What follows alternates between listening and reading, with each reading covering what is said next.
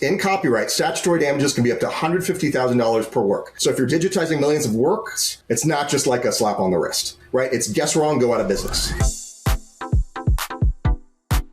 Over the past week, you might have seen videos or images like this online of these massive warehouses full of books and what looks like almost like a book guillotine slicing off the spines before the pages are scanned into this giant AI reader. These books are being scanned, then destroyed as part of Anthropic's quest to harvest massive amounts of training data for its AI models. But a lot of people seem really confused about why they have to destroy the books. There have been tons of viral posts claiming things like AI companies want to destroy all human art because they genuinely want everyone to be joyless capitalist slaves in a future where AI occupies the actual fun hobbies. Another post claimed that Anthropic wanted to effectively destructively scan all the books in the world. There's been tons of misinformation claiming that the books that they're scanning and destroying are rare. One big account tweeted, AI companies are buying rare books, training on them, then destroying the originals forever.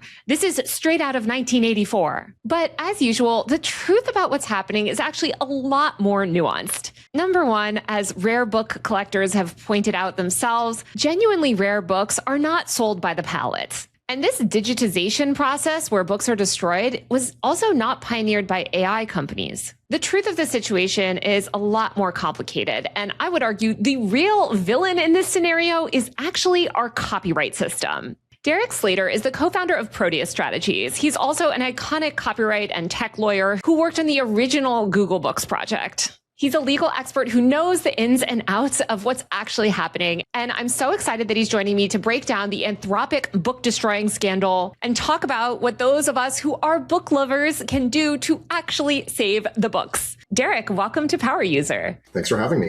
So Derek, just to set the scene, I feel like people have seen a lot of these really inflammatory videos online. Everyone is freaking out. And it's sometimes hard to tell kind of what's happening. We see these warehouses full of books. We see this like guillotine type thing, like slicing them up. What is Anthropic doing with all of these books? So they're acquiring these books so that they can scan them, digitize the text, and then use that text to train their model. I don't know exactly which books they are, but they're probably not particularly old books because those old books might be less relevant to their training. They also might already be in the public domain and they might have been digitized, so they might have other sources. So these are books that are probably in the discard pile, are sort of things that might have been thrown out or discarded otherwise, and they can get relatively cheaply in order to get a large number of text, which then they can use to train the models. Yeah, I saw that they were buying them by the pallet. So they don't even know like what's in them. Basically, it's like these books were going to go to the junkyard probably or be destroyed in other ways. And so they're sort of able to buy them in bulk. I saw people saying that actually in Hollywood, you can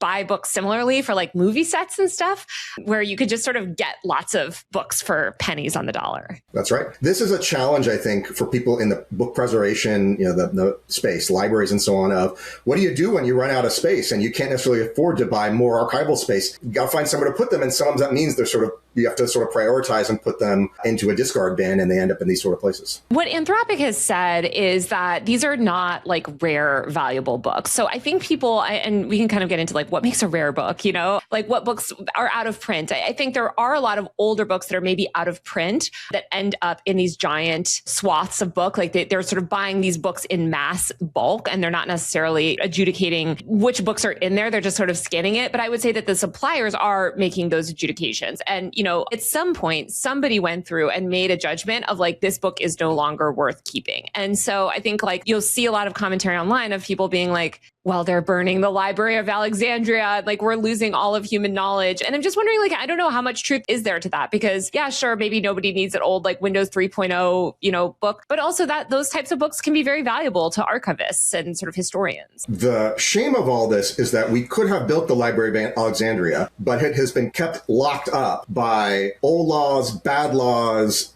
pre-existing business structures that we haven't been able to overcome yet. I don't have any reason to believe that they're focusing on rare books, let alone focusing on destroying them, right? In many cases, there will be lots of other copies of these books, or there might be ones in libraries or digitized elsewhere. I can't say that for everything, but I have not seen any evidence that suggests that's what they're doing, let alone, as you said, intent to do it. So Anthropic is not the first tech company to scan massive amounts of books and destroy them. Decades ago, there was this effort called the Google Books Project. And I feel like this was one of the first efforts to really digitize books.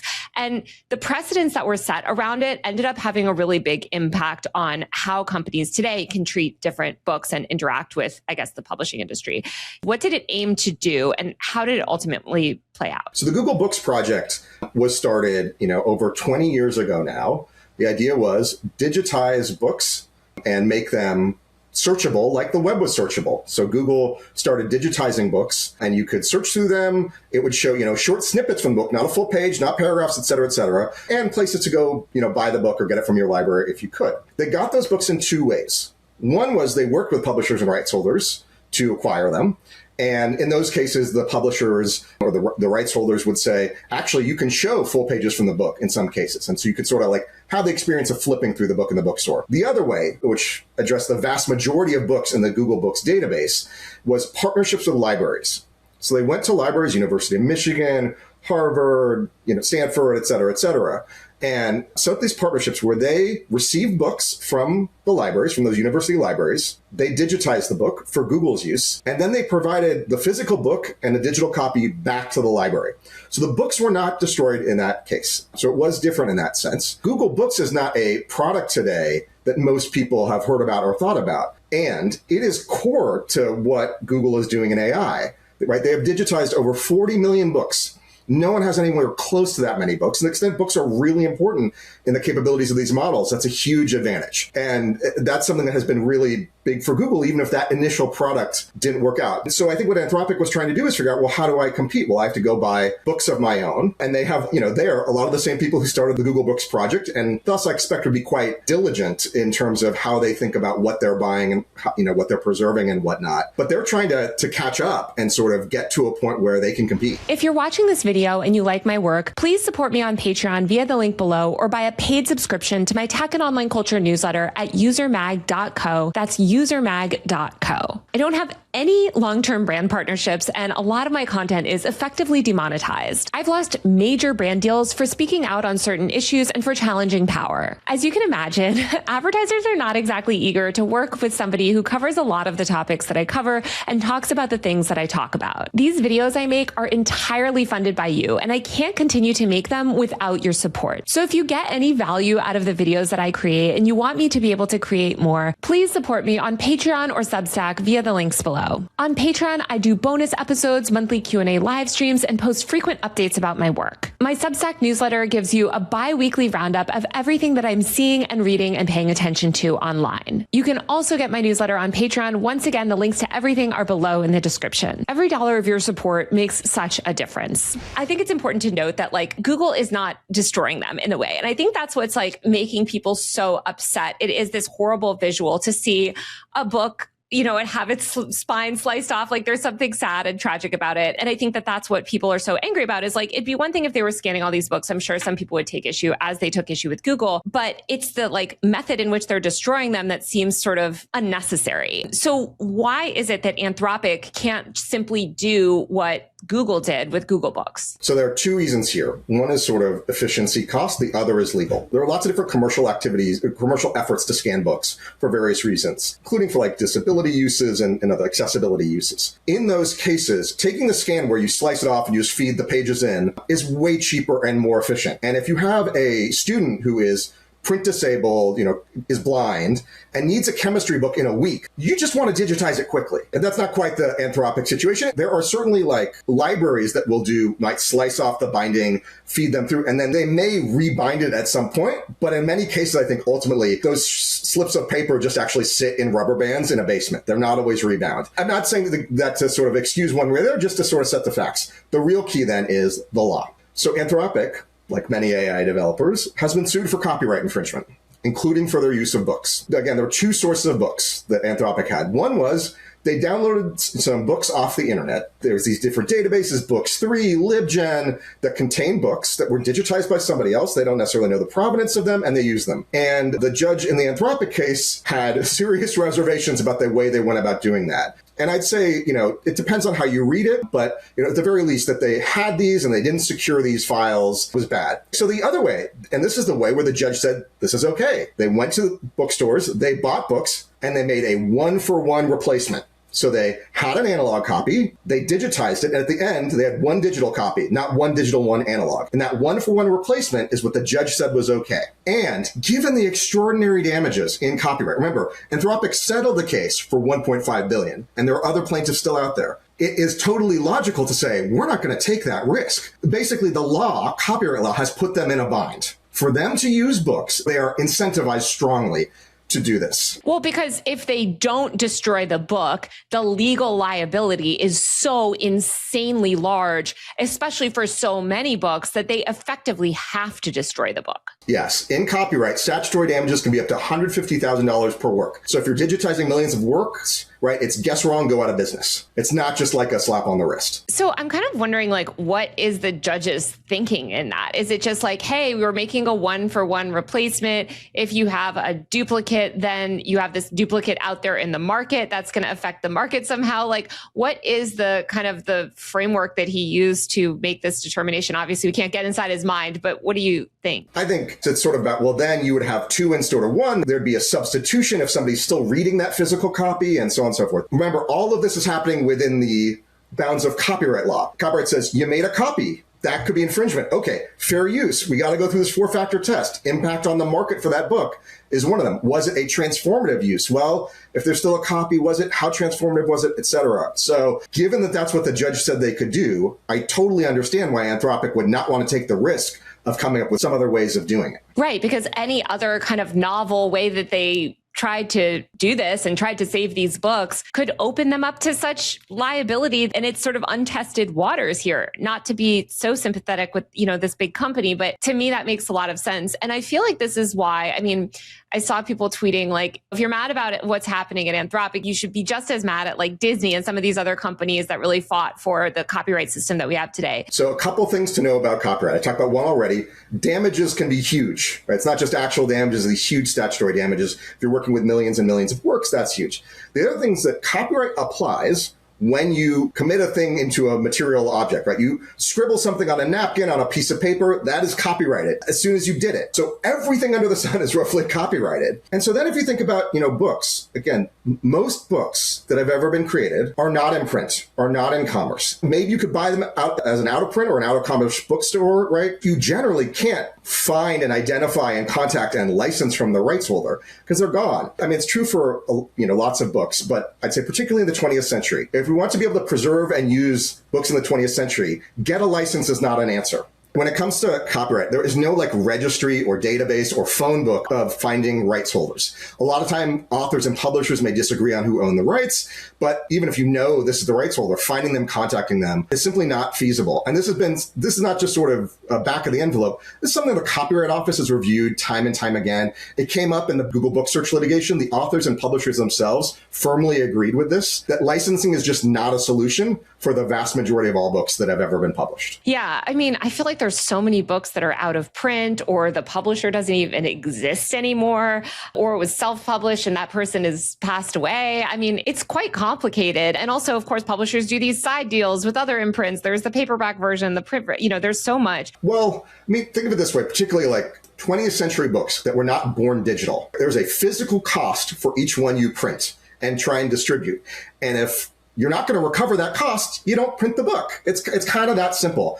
And most books don't make that much money. There's a lot of people who just sell one or two copies of something or a small number of copies, and then that's it. So those ones just go out of commerce and they go away. And there's no way to contact that rights holder and figure out how to license it if you want to do that. Are there any kind of novel things that you think Anthropic could do to be compliant and not pay billions of dollars in fines while also preserving these books? Again, nobody wants to see these books destroyed. Of course, Anthropic wants to save money, but is there any way that they could potentially sue or go through some sort of legal system to ensure that they could protect these books? Here's a reason why that would be really hard, and then here's a direction one could look at. It's really hard in the sense that there's nobody to just go and ask, right? We can't go knock on the Copyright Office's door and just like get a letter that says, actually, this is okay. You can't go to Congress and easily pass a law. There's no easy way, aside from like litigating a multi-million-dollar case, that you would get that answer. On the other side, again, we did talk about Google Books, right? And they have their digital copy. They give the physical copy back to the library.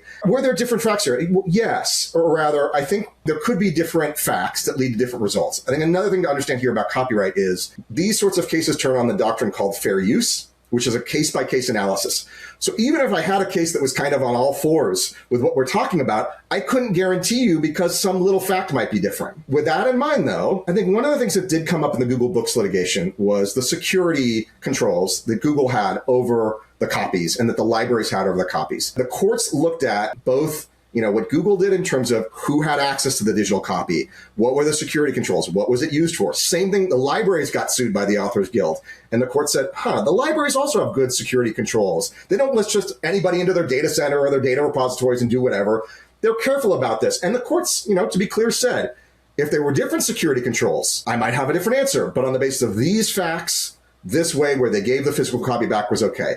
Thus, I could imagine a court ruling similarly, and it's a risky proposition that I could not guarantee you out of the gate you would win on. And thus I understand why a company like Anthropic would make that decision, even though I have a lot of sympathy for people saying, these are not just sort of dusty old relics to throw in the waste bin. I love that people are ranting and raving about preservation of knowledge. That's great. The thing we should do then is reform our copyright laws and to support libraries and memory institutions. That's the way we do that. I think people are right. Companies are never going to be the ones that we should trust to do that historical knowledge preservation. That's a job for libraries, for the Internet Archive, for others. They need your support. So what I would say, my plea to people would be, do your rants, then go donate to the Internet Archive. Go donate to your local library. Get that done. Well, speaking of the Internet Archive is also being sued because it has been this repository that AI companies have been able to scrape data from. And so these media companies are now trying to cut off access to the Internet Archive. I feel like the Internet Archive has been under huge attack just for doing the work of archiving. There are actually two things that have gone on with them. One is really close to what we were just talking about.